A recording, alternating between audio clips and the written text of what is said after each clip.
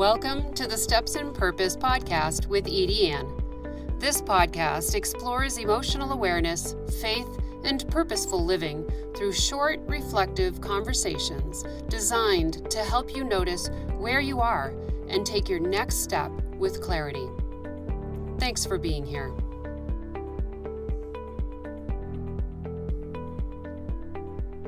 What if joy is your birthright and not a reward? Someone asked me once, Edie, who are you if you're not striving? And I'm here to tell you that I am still trying to find the answer to that. Because I am in the camp that if I'm not striving for something, if I'm not reaching for a goal or trying to achieve something, then I'm not enough. And I'm not worthy of the joy that is out there. And I know I'm not alone. So that question reaches real deep because I think a lot of people live as though joy is something they have to earn. They act like joy comes after we work hard enough, healed enough, fixed enough, forgiven enough, achieved enough. Right? Keep moving. Like we keep moving joy further down the road, like it belongs to some future version of ourselves. That we can have it when we finally have it all put together. When we have it all together, then we can have the joy. And when we live that way, joy starts feeling like a prize for good behavior instead of something God planted in you from the beginning. And I think this matters because so many people have learned how to live in pressure. They know how to strive. They know how to carry the weight. They know how to stay strong, keep going, and handle what needs to be handled. Yet somewhere along the way, they stopped believing joy was allowed to belong to them right here, right now. Maybe because life got hard, right? Maybe because pain made joy feel so far away. Maybe because responsibility grew so loud that joy started feeling almost childish. Maybe because they began to believe they had to deserve it. Yet, joy was never meant to be something you win at the end of suffering. Joy is part of who God created you to be. Joy is part of God's creation, of part of what He wanted you to know. I think about how often people postpone joy without even realizing it. They tell themselves they'll feel lighter when the money's better, right? You're going to feel better when the money's better, when the relationship heals, when the kids settle down, when the body feels stronger, when the house is calmer, when the business grows, when the prayer gets answered, when the grief softens, when life finally lets up. That's when we're going to be able to feel the joy. And while every one of those things may matter, joy keeps getting pushed to later. That's a hard way to live because later keeps moving. Later never comes. There is always one more thing to solve, one more thing to wait on, one more thing to clean up, one more thing to work through. So if joy depends on life being neat and finished, I'm so worked up, I'm so sorry, but it's true, then joy will always stay just out of reach, just out there, right? I think this is where identity matters so much. If joy is a reward,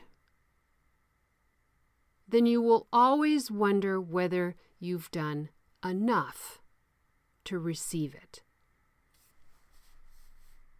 Yet if joy is part of your birthright, as someone created by God, loved by God, and invited into His presence, then joy becomes something much deeper.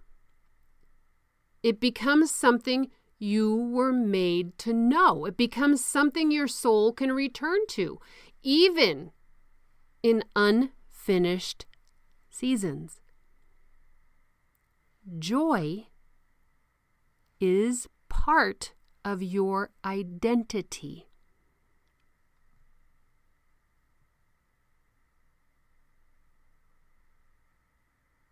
I just had a little epiphany, but you can only be whole. You can only feel whole through joy. That does not mean life is always going to be easy. It doesn't mean pain is going to disappear. It doesn't mean sorrow doesn't have a place, right?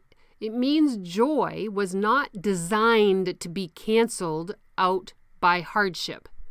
It means joy can live deeper than circumstance because its roots grow deeper than circumstance.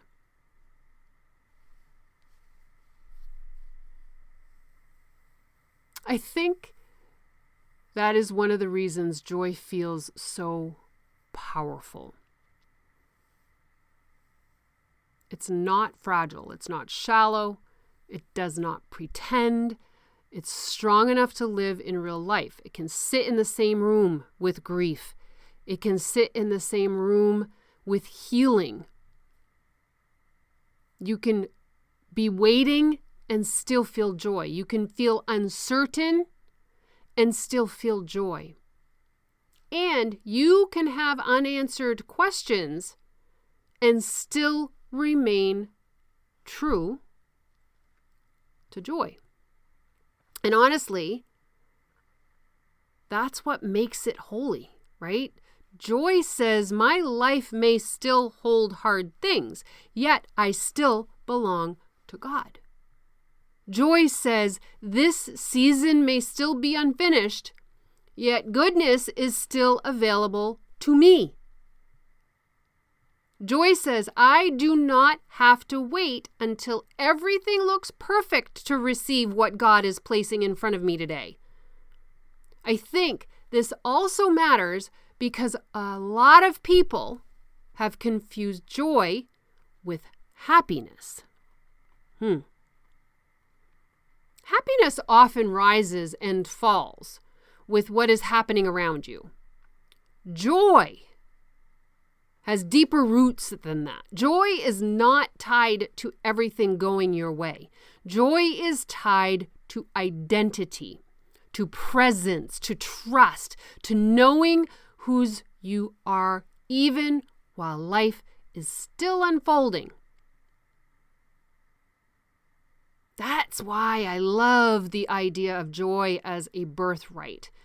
A birthright is something given, something inherited, something that belongs to you because of who you are and where you come from.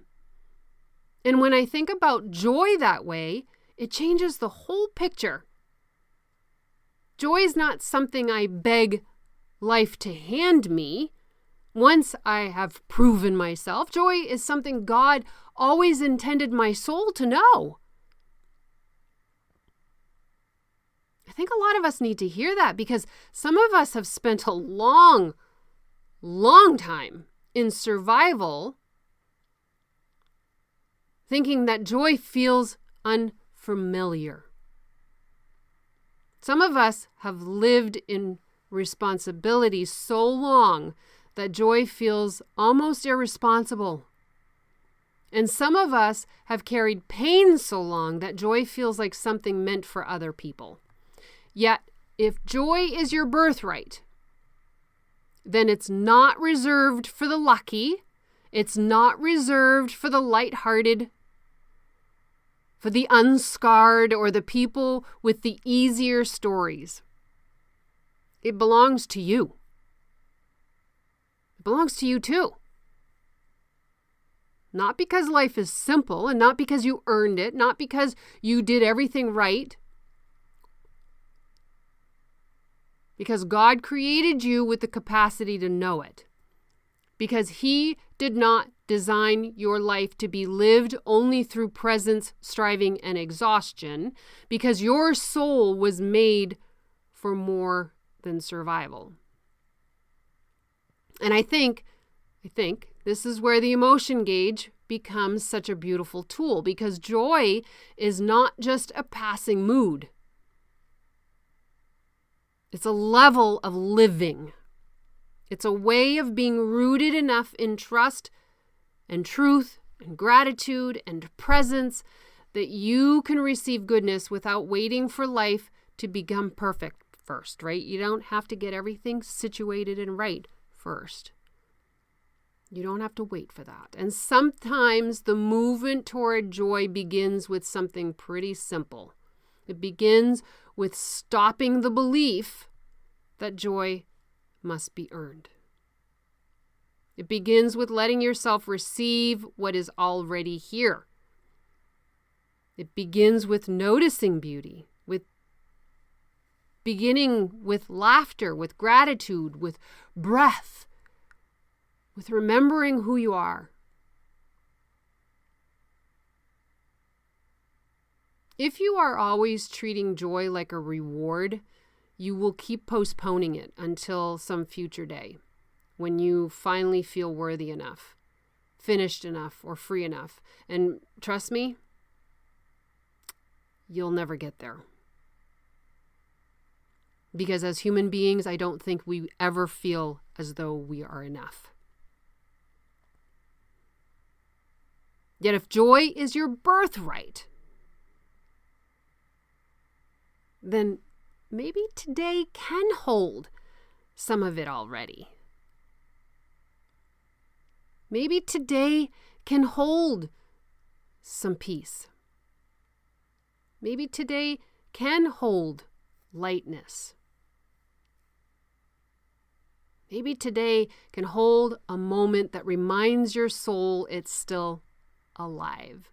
That it's not selfish, it's not shallow, it's not careless, that is receiving something sacred. So, maybe this episode is simply an invitation to look at your own life and ask where you have been postponing joy. Where have you been acting like joy belongs to a future version of yourself instead of the one that God is loving right now?